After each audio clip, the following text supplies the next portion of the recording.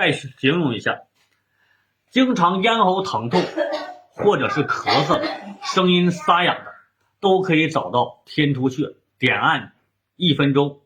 对，现在我们怎么找它呢？从下巴壳的正中间往下滑，滑到下边这个位置啊，往下滑的时候呢，这里边就有个坑点，这个就叫天突穴啊。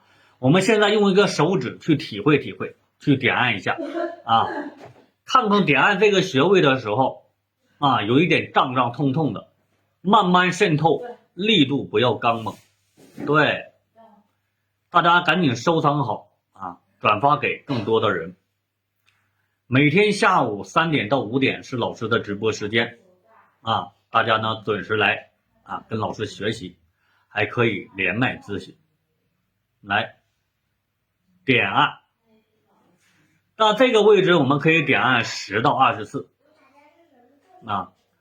还有一点我要告诉大家啊，经常打呼噜的朋友也可以经常点按这个天突的位置啊。对，点按。